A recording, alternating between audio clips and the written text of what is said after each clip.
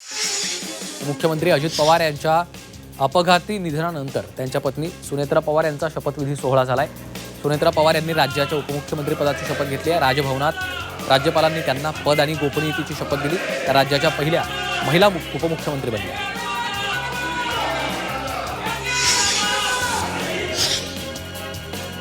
सुनेत्रा पवार यांनी उपमुख्यमंत्री पदाची शपथ घेतली आहे। राज्यपाल आचार्य देवव्रत यांनी लोकभवनाच्या दरबार हॉलमध्ये सुनेत्रा पवारांना पद आणि गोपनीयतेची शपथ दिली आहे। यावेळी मुख्यमंत्री देवेंद्र फडणवीस आणि उपमुख्यमंत्री एकनाथ शिंदे आणि इतर मान्यवर उपस्थित होते।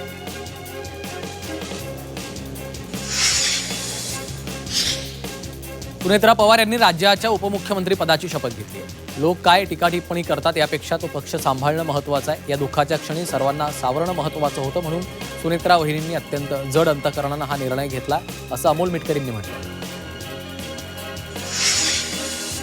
मोठा नेता आपल्यातनं राज्याच्या पहिल्या महिला उपमुख्यमंत्री म्हणून सुनेत्रा पवारांनी शपथ घेतल्यानंतर मंत्री आशिष शेलारांनी प्रतिक्रिया दिली। ज्याप्रमाणे अजित पवारांनी विकास कामं केली तशाच प्रकारची कामं सुनेत्रा पवारांच्या माध्यमातून होतील असा विश्वास त्यांनी व्यक्त केला। पुढे चालतच असतो, त्यांच्या परिवाराने, त्यांच्या पक्षाने।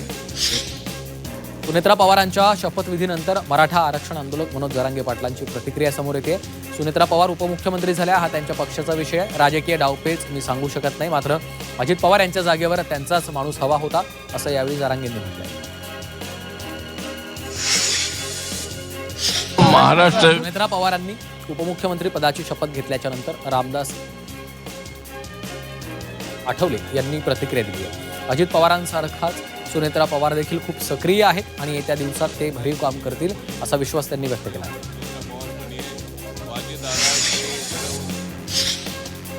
सुनेत्रा पवारांच्या शपथविधीला पवार कुटुंब गैरहजर होतं। शरद पवार यांचा मुक्काम बारामतीमध्येच आहे। अजित पवारांच्या आकस्मिक अपघाती मृत्यूच्या नंतर शरद पवार बारामतीला गेले होते, ते सध्या तिथेच आहेत। तर सुप्रिया सुळे दिल्लीला रवाना झाल्यात। राजधानीमध्ये अर्थसंकल्पीय अधिवेशन सुरू आहे। उद्या संसदेत अर्थसंकल्प सादर केला जाणार आहे, त्यासाठी सुप्रिया सुळे दिल्लीला रवाना झाल्या आहेत।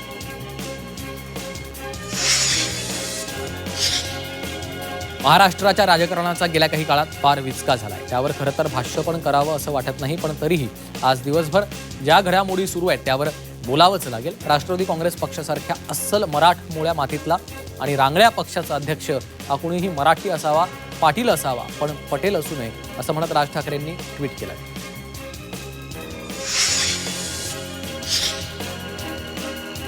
सुनेत्रा पवारांच्या शपथविधीनंतर केंद्रीय मंत्री नितीन गडकरींनी ट्विट केलं। महाराष्ट्राच्या पहिल्या महिला उपमुख्यमंत्री म्हणून शपथ ग्रहण केल्याबद्दल सुनेत्रा पवारांना शुभेच्छा दिल्या। राज्याचं हित लक्षात घेऊन अतिशय कठीण परिस्थितीमध्ये जबाबदारी स्वीकारत आहेत हे कौतुकास्पद असल्याचं गडकरींनी म्हटलंय।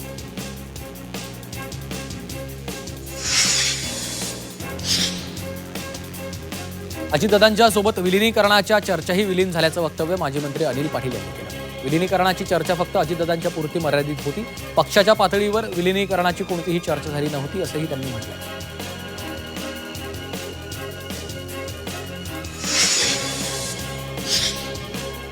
आमदार रोहित पवारांनी आज अजित पवारांचे सुरक्षा रक्षक विदीप जाधव यांच्या कुटुंबियांची भेट घेऊन सांत्वन केलं।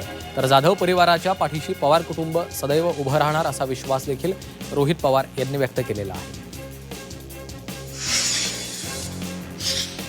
अजित पवार यांच्या निधनानंतर बारामतीमध्ये शोकसभेचं आयोजन करण्यात आलं। शारदा प्रांगणात शोकसभा पार पडली। यावेळी बारामतीकरांनी अजित पवारांना श्रद्धांजली वाहिली आहे।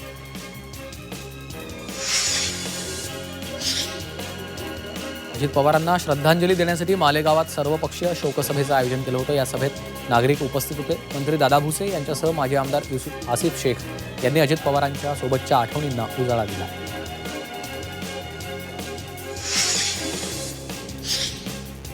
मावळमधील भाजप नेत्यांना 3 दिवसांचा दुखवटा जाहीर केला। अजित पवार यांच्या निधनानंतर बाबूराव वायकरांनी 3 दिवस प्रचार बंद केलाय। त्यांची पूर्वी अजित पवारांचे खंदे समर्थक म्हणून ओळख आहे।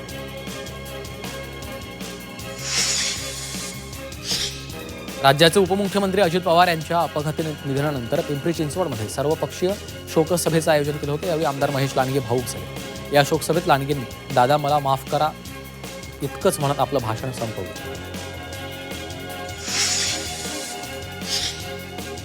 अजित पवार यांच्या निधनानं संपूर्ण महाराष्ट्र हळहळला। दादांचं जाणं हे सर्वांच्या मनाला चटका लावून जाणार आहे।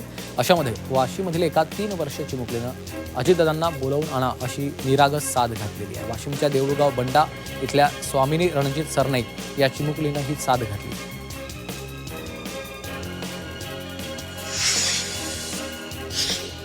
भिवंडीमधील श्री छत्रपती शिवाजी महाराज मंदिर शक्तीपीठ इथं उपमुख्यमंत्री अजित पवारांना भावपूर्ण श्रद्धांजली अर्पण करण्यात आली. नागरिकांनी मौन पाळत दादांना भावपूर्ण श्रद्धांजली अर्पण करत दादांच्या प्रतिमेला पुष्प अर्पण केले.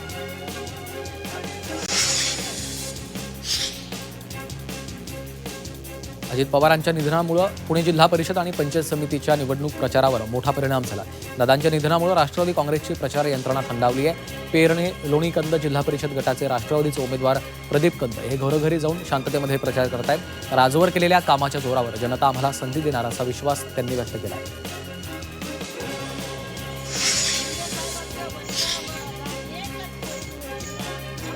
पुणे जिल्ह्यात शिवसेनेकडून साध्या पद्धतीनं प्रचार सुरू आहे. कवठे टाकळी जिल्हा परिषद गटातील शिवसेनेचे उमेदवार डॉक्टर सुभाष पोकळे हे भेटीगाठी घेऊन बैठका घेऊन आपला प्रचार करत आहेत.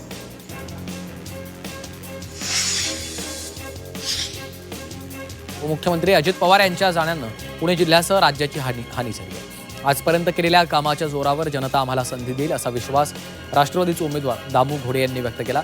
पुणे जिल्हा परिषदेवर राष्ट्रवादीची सत्ता येईल असंही त्यांनी म्हटलंय.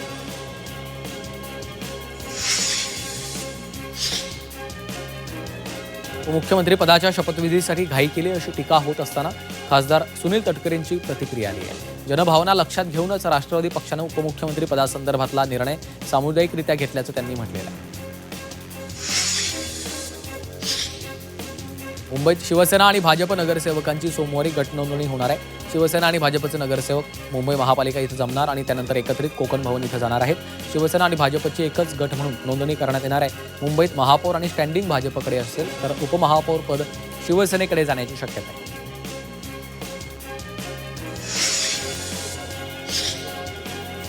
नाशिक महापालिकेमध्ये महापौर आणि उपमहापौर पदासाठी अर्ज वाटप सुरू आहे. भाजपचे गटनेते श्याम बडोदे आणि नगरसेविका दीपाली कितेंनी दोन्ही पदांसाठीचे अर्ज घेतले. त्यामुळे हालचालींना वेग आलाय. 3 फेब्रुवारीला दुपारी 2 पर्यंत महापौर आणि उपमहापौर पदासाठी उमेदवारी अर्ज दाखल करण्याची मुदत आहे.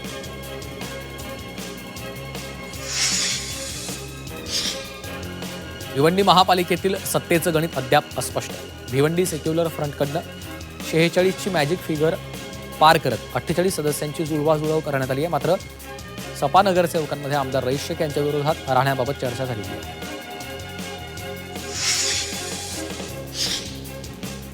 धुळे महापालिकेच्या विरोधी पक्षनेतेपदासाठी राष्ट्रवादी काँग्रेस पक्ष आणि शिवसेनेनं विभागीय आयुक्तांकडे संयुक्त गटस्थापनेची प्रक्रिया सुरू केली आहे. एक स्वीकृत नगरसेवक आणि विरोधी पक्षनेते पद 2.5 वर्षांसाठी सुरुवातीला शिवसेनेकडे राहील आणि त्यानंतर हे पद 2.5 वर्ष राष्ट्रवादी काँग्रेसला मिळेल अशी चर्चा आहे.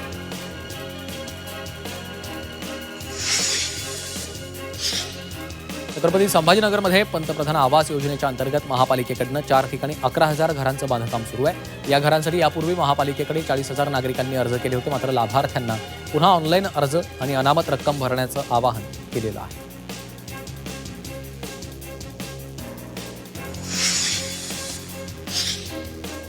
संभाजीनगर महापालिकेच्या निवडणुकीचा निकाल लागल्याच्या नंतर महापौर पदासाठी कुणाची निवड होणार याकडे लक्ष लागलंय.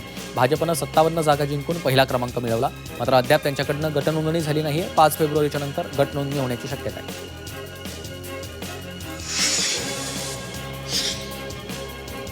नाशिक महापालिकेच्या कर संकलन विभागानं नोंदणीविना असलेल्या मालमत्तांचा शोध घेण्याची मोहीम हाती घेतली. या मोहिमेतनं 1 एप्रिल ते 30 सप्टेंबर 2025 या 6 महिन्यांच्या कालावधीत तब्बल 19,000 नव्या मालमत्ता कर कक्षेत आणण्यात आलेल्या आहेत. त्यामुळे महापालिकेच्या तिजोरीत 20 कोटी रुपयांचा महसूल जमा झाला आहे.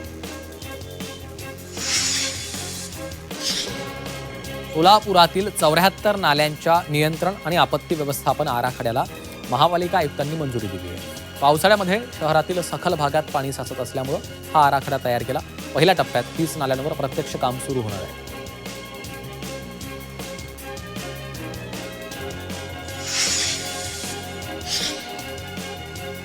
केंद्र सरकारनं 2014 मध्ये पथविक्रेता कायदा केला. त्यानुसार बंधनकारक असलेलं संपूर्ण शहरातल्या पथविक्रेत्यांचं सर्वेक्षणच 2014 नंतर झालं नाहीये. महापालिका प्रशासन याबाबत पूर्ण उदासीन आहे असं संघटनांनी म्हटलेलं आहे.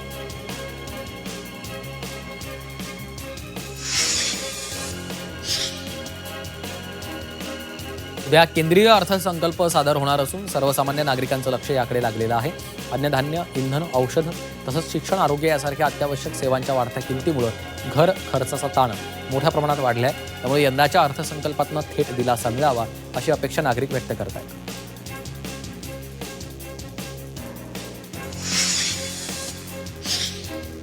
सोनं आणि चांदीच्या दरातील तेजीला मोठा ब्रेक लागला आहे. मल्टी कमोडिटी एक्सचेंजवर 24 तासात चांदीच्या दरामध्ये 85,000 रुपयांची घसरण झाली आहे. तर सोन्याच्या वायद्याचे दर 1,93,000च्या उच्चांकांवर पोहोचले होते. त्यात 24 तासात 25,500 रुपयांची घसरण झाली आहे.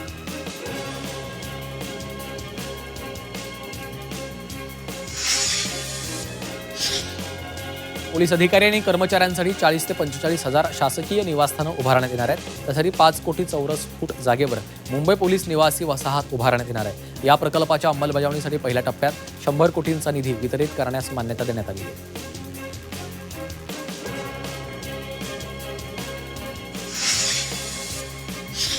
पुणे पोलीस दलातील मनुष्यबळाचा आकडा हजारोंनी कमी झालेला आहे. त्यामुळे लवकरच शहरासाठी पोलीस भरती होणार आहे. 10 ते 15 फेब्रुवारीच्या दरम्यान शहरात पोलीस भरतीची मैदानी चाचणी सुरू होण्याची शक्यता आहे.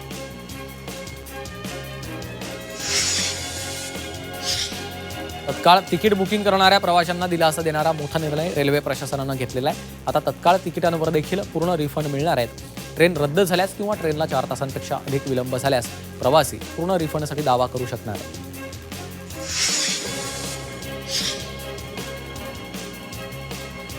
नाशिकमध्ये इलेक्ट्रिक डबल डेकर बस धावणार आहे. डबल डेकर डेमो बस नाशकात दाखल झाली आहे. मंत्री गिरीश महाजन यांच्यासह प्रशासन बसबद्दल माहिती घेणार आहे. त्यानंतर बस सेवेत दाखल होईल.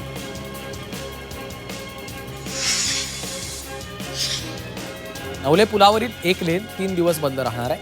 कात्रज नवीन बोगदा ते नवले ब्रिजच्या दरम्यान स्पीड नियंत्रण कॅमेरे गॅन्ट्री बसवण्यासाठी 3 ते 5 फेब्रुवारी साताऱ्यावरून मुंबईकडे जाणारी वाहतूक बंद राहणार आहे.